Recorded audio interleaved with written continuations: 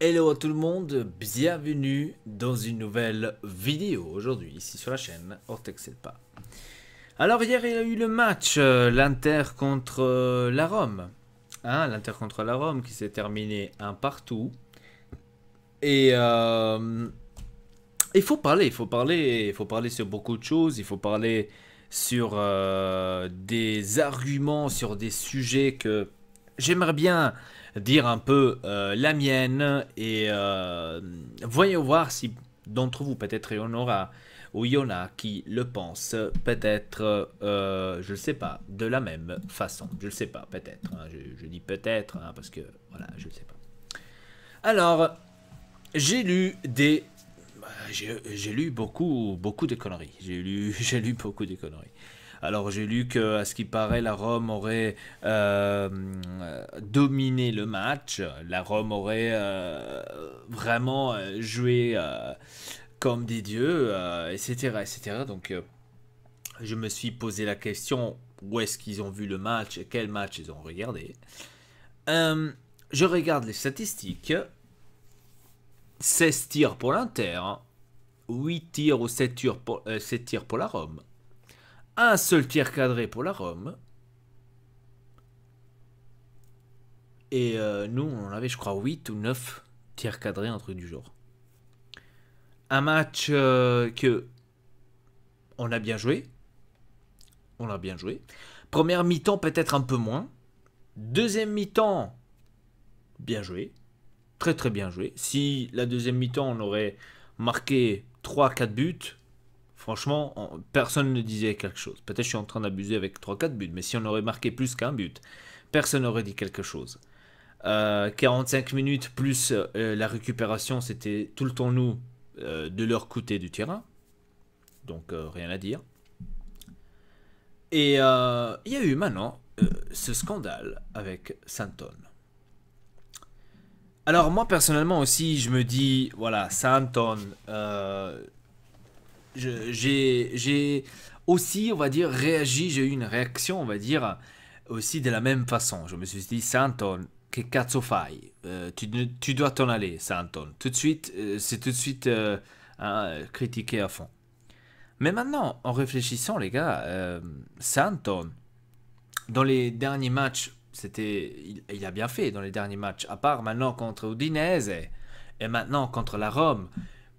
Je veux dire, tous les joueurs, tous les grands joueurs, même des fois, peuvent faire des erreurs. Même un Cristiano Ronaldo, même un Messi peut faire des erreurs. Même un Pogba, même un. Je sais pas. Des grands joueurs. Des grands joueurs. Même un Sturridge. Oh, je sais pas si c'est un grand joueur, mais.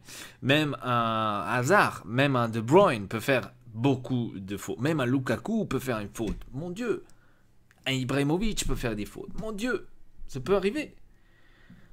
Mais j'ai vu que le joueur a dû fermer Instagram à cause des insultes, à cause que beaucoup le critiquaient. Et la seule chose qui me vient à la tête, c'est certainement des interisti, des pseudo-interisti. Parce que des vrais supporters de l'Inter n'iraient pas chez Santon aller le critiquer d'une façon qu'il devait fermer le profil Instagram. J'ai vu des youtubeurs se plaindre sur Santon, dire ne pas renouveler de contrat à Santon, ne faites pas ça, dites-lui merci, au revoir, ici et là. Je trouve abusé, je trouve ça trop abusé parce que Santon jusqu'à maintenant, il a bien joué.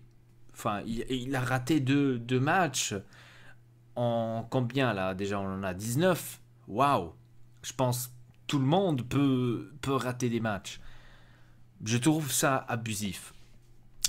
En regardant le match, pardon, Inter contre la Rome, l'Inter aurait mérité la victoire. Alors ça, c'est clair et net. Elle aurait mérité la victoire.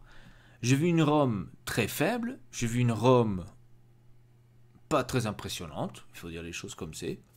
J'ai vu une énorme Inter. Bien joué. Franchement, superbe. Superbe. On a eu beaucoup d'occasions. Perisic, Candreva, Icardi qui est arrivé trois fois devant le but en première mi-temps, ensuite il a fait le poteau. On a eu les occasions, les gars. On a eu beaucoup d'occasions. Si malheureusement leur gardien est devenu un Derea, est devenu un Buffon des années d'or, est devenu un Neuer que comme par hasard il arrive à tenir tous les ballons, c'est pas de notre faute. Que eux ils ont un gardien, c'est pas de notre faute. C'est-à-dire, à nous aussi, ça nous est arrivé qu'Andanovic avait pris tous les ballons de tout le monde. Et tout le monde se plaignait, ah ouais, mais vous avez Andanovic, vous pouvez lui dire merci, nanana. À tout le monde, ça peut arriver.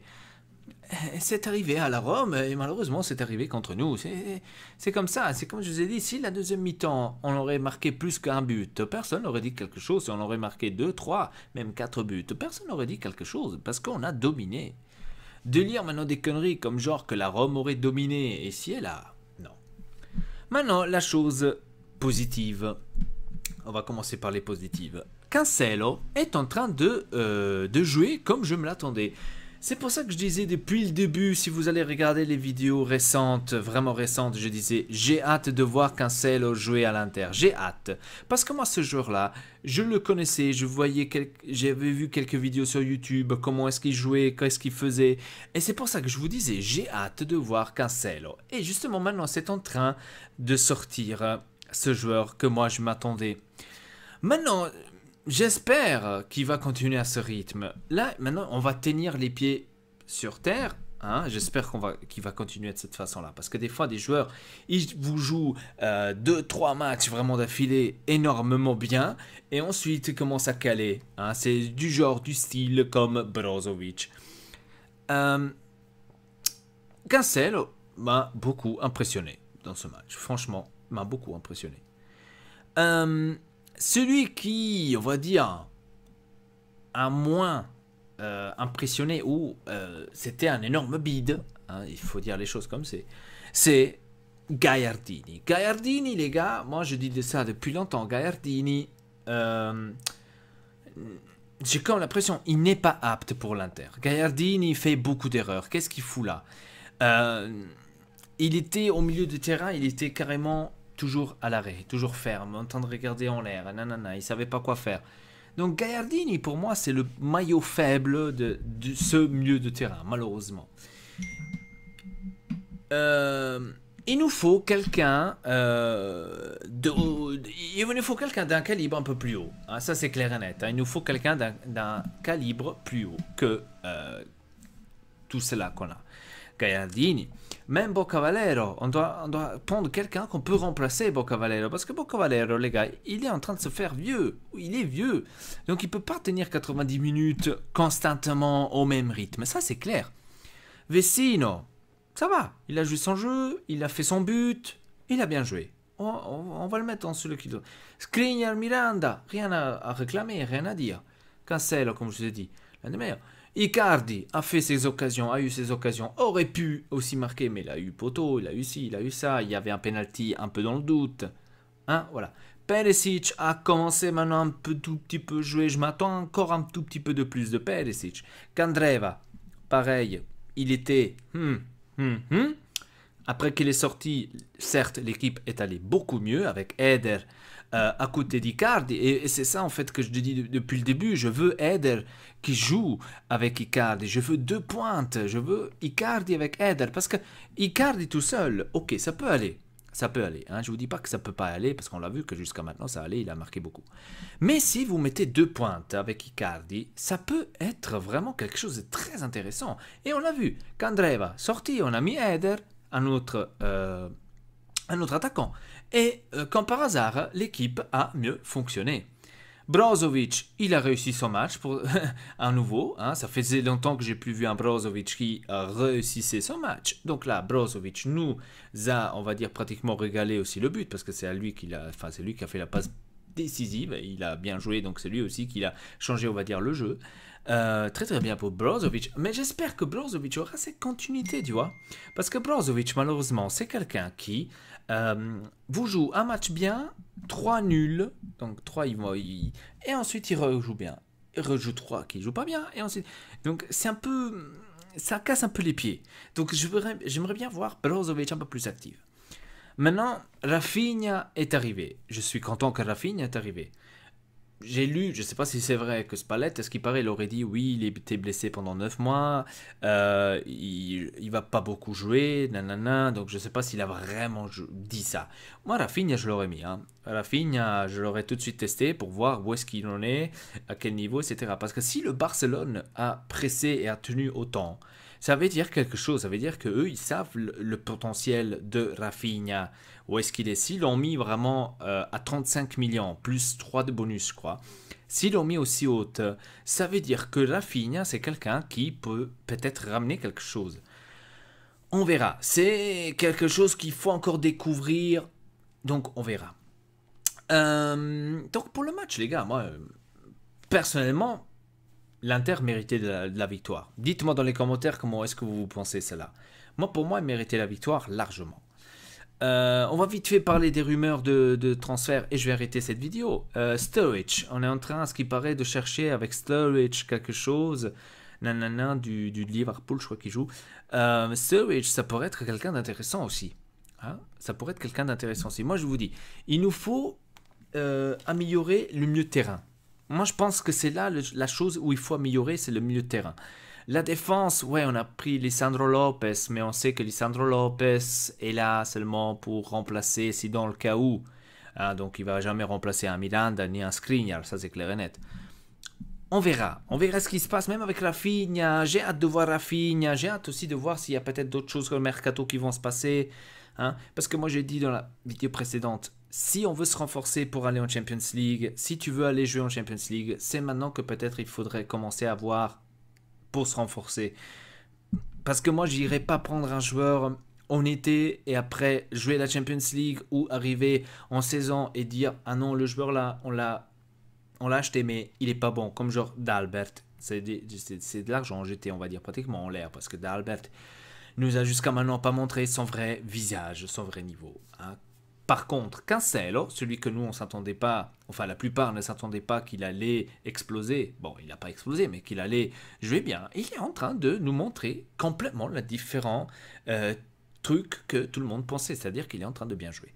Moi je vois comme ça, moi j'ai vu un bon match, certes, comme je vous ai dit, Gagliardini, c'était le maillot faible. Sinon, pratiquement tout le monde, on va dire, ils ont joué un bon match. Pratiquement tout le monde. Même Perisic, mais je vous ai dit, je m'attends un peu plus de Perisic. Hein, je m'attends un peu plus aussi de Bocavalero. Je m'attends un peu plus aussi de Candreva de l'autre côté. Je m'attends un peu plus de tout le monde là devant. Hein. Et il faut renforcer le milieu de terrain. Moi, je vois ça comme ça. Il faut renforcer un maximum deux de plus. Un, on va dire, comme Sturridge. Et un du genre qu'on peut remplacer, tu vois. Pas très haut, pas très... J'avais dit l'exemple Alexis Sanchez. On m'avait dit dans les commentaires, oui, mais Alexis Sanchez ne va jamais venir à l'Inter. Je suis conscient qu'il va jamais venir à l'Inter, hein, déjà pour commencer, parce que le salaire il est trop haut et parce que il veut jouer quand même la Champions League. Et là, chez l'Inter, il n'est pas sûr qu'il va jouer la Champions League. Donc, je peux comprendre qu'il ne va pas venir à l'Inter, ça c'est clair et net. Mais quand j'ai dit Alexis Sanchez, j'ai dit ça parce que je me suis dit, pourquoi on va pas voir pourquoi on n'en profite pas des offres comme Alexis Sanchez, justement parce que son contrat est terminé. Moi, c'est ça ce que je t'entendais dire. Certes, Alexis Sanchez, il va jamais venir à l'Inter, c'est clair et net. C'est comme Messi, comme Ronaldo, ils vont jamais venir à l'Inter, ça. Comme Pastore, ils vont jamais venir. Ça, c'est clair. Mais pourquoi on n'en profite pas, tu vois? Moi, c'est ça ce que je me demande. Bref, dites-moi dans les commentaires comment est-ce que vous avez vu donc le match Inter contre la Rome. Dites-moi tout simplement ce que vous avez pensé, ce que vous pensez de tout cela, même de Sturridge. Est-ce que vous croyez que ça va être un bon achat ou un bon prêt pour l'Inter? Dites-le moi dans les commentaires, avec ça je vous dis merci beaucoup, à très bientôt pour une nouvelle vidéo, votre Elpa, peace tout le monde.